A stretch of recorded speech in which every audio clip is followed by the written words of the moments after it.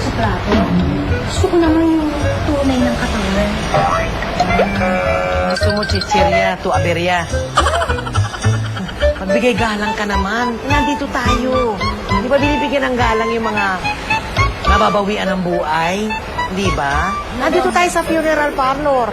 Hindi naman katala. Kaya lang, totoong lupa lang naman yan. Ibabalik niya sa alam ko.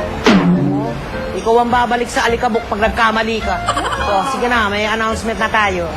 Ay, kayo black team, tsaka white team. So, nahusgahan na kayo.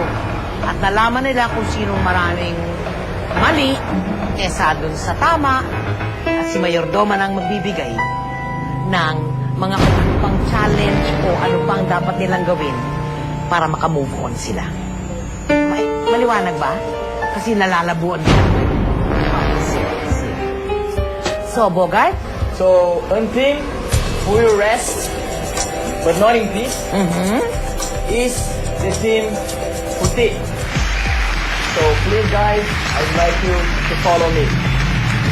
Excuse me. Paingat. Iwan na namin. Ha? Pahinga na muna kayo. Ano sabi mo? Ingat?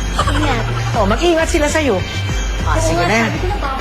Parang bumalik sa grade 1. Parang ganon. Siyempre, sabihin sa'yo, batang punarya ka eh. Di ba alam mo na yan? Pag yung setup mo, unang mabubulaan, punarya. Siyempre, doon nga trabaho namin, alam namin yun. Yung gano'n na lang yan, natalo kami. Para bang kulang. Okay, kayo naman na katulad kung hindi naka-move on, mag-move on tayo sa loob. Maupo kayo, relax. Ayan. So, Glenn, Ernie, at Albert, simple lamang ang pagsubok na ito. Lagi kayo nakakita sa inyong mga trabaho ng mga namatayan na umiiyak. Ngayon, balik na naman natin. Kayo naman ang umiyak. Hindi ako marunong umiyak eh. Pero pag sa bahay siguro kapag ako nag-iisa, umiisa kasi pag nag-iisip ako sa bahay, pag nag-iisa ako, iniisip ko yung mga malulungkot kong nakaraan or yung pamilya ko nga, malaya ko sa pamilya ko, naluluha ako. Pero ako lang mag-isa. Hindi naman ako talaga, iyakin eh. Talagang kahit, sabi ko, mahihirapan ako. Kahit anong isip ko, wala eh. Meron ganun factor na para bang motivate mo sarili mo. Sabi ko, baka dito sa second challenge, try ko. Bibigyan kayo ng hindi ko sasabihin minuto para mapuno ninyo ang test tube na ito ng inyong mga luha.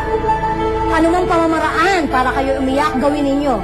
Mag-isip ng kaaway, malungkot na pangyayari sa buhay, kung ano man, bahala na kayo. Pero, hindi na natin masasabi kung maitutuloy yung pag-iyak ninyo dahil maaari ako may mga gawin para ang inyong luha ay biglang umurong. Kaya, ang subok na eh.